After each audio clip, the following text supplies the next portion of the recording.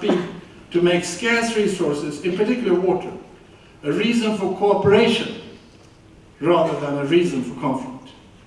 And this is a matter of vital interest, not least in the world's arid lands, such as in the Middle East and in the Sahel region of Africa. Resource and water diplomacy is an increasing challenge for the international community. Hydro-diplomacy is a new and daunting and at the same time inspiring task. I'm also glad to know in this room that you have Irina Bokova, the Director General of UNESCO, who is the guardian, the custodian of this very important international year of water management, water cooperation. What kind of main challenges do you see and how do we overcome them? Please. First of all, I think that there has been a huge progress, if we look in time, on the consciousness about water. And I think the United Nations has been very relevant to this, putting water as one of the Millennium Development Goals. And now with the thinking about the post-2015 agenda, I think there has been a huge progress in the multidimensional apprehension of what water is. If you look some 10, 15 years ago, water was just considered to be a technical issue. It's not that anymore. And Ian Ellison has very eloquently, passionately pointed this, and also some of my fellow panelists here, because water is about poverty reduction, water is about, it's a human right. In 2010, the General Assembly adopted a resolution saying that water is a basic human right. I think it's a huge progress in our apprehension and thinking about it. The only way of solving, the main reason of solving girls' education is water. And we are very happy at UNESCO because we have the International Hydrological Program that has been very much advocating this holistic approach, and we're coordinating the International Year of Water Cooperation. And then, of course, it's water and peace.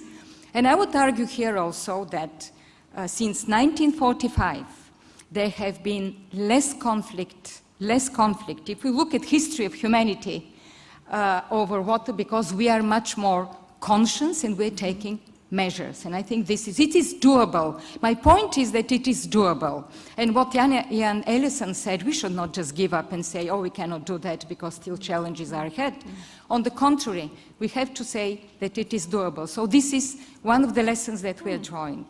Another lesson also that I think it's very important to draw in all this, that there is water out there. What we lack is good management. What we lack is really thinking about managing it, about water security, about having more capacity building, about having scientists, engineers, water specialists at different levels. What we're trying to do at UNESCO with our International IHP Institute on Hydrological Education in Delft, in the Netherlands, where we have trained 15,000 managers of water at different levels. And I think this is also something very important. And of course, water security and the nexus between water security, food security, energy security is crucial in this debate about sustainability. And the next World Water Report that we are hosting within our World Water Assessment Program, UNESCO, of course, working with all the other UN agencies and UN Water, will focus on the nexus between water security and energy security. And I think this is something very important that we have to present and to apprehend.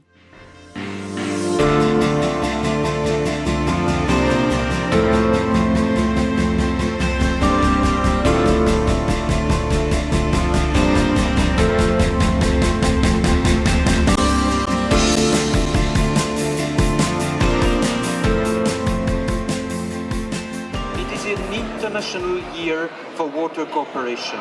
And every year we ask one of our members to coordinate the process for us, and UNESCO, Irina, thank you very much that UNESCO, on behalf of UN Water, has been coordinating this process.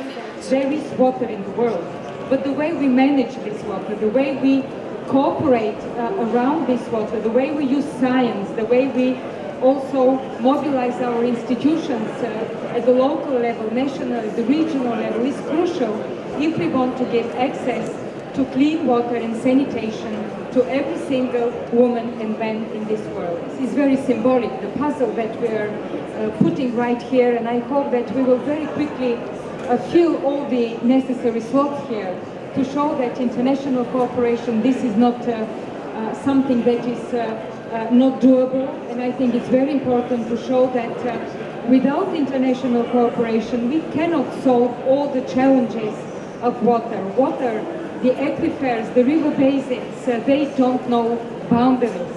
This week, wonderful week in Stockholm, of course that it's about partnerships, it's about how we partner with the private sector, how we partner with the civil society, how we of course work within the United Nations system.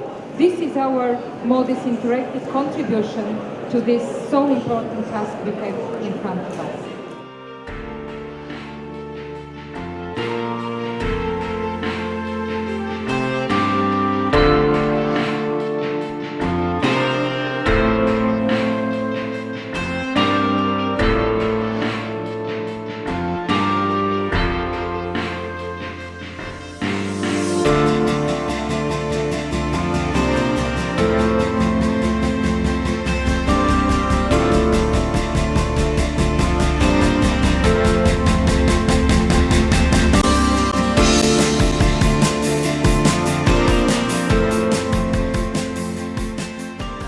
Start saying that the General Conference of UNESCO has just adopted a resolution to give focus and priority in all UNESCO cross-sectoral programs to Africa. So our priority for the next midterm plan in UNESCO will be Africa, gender, and social equities, and water.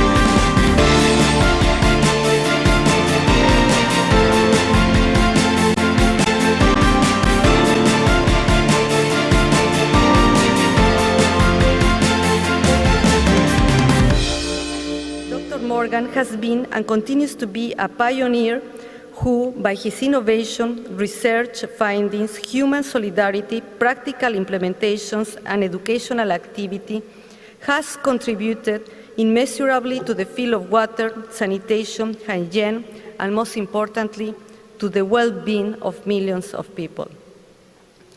Dr. Peter Morgan, would you please come forward and receive the 2013 Stockholm Water Prize from the hands of His Majesty, the King?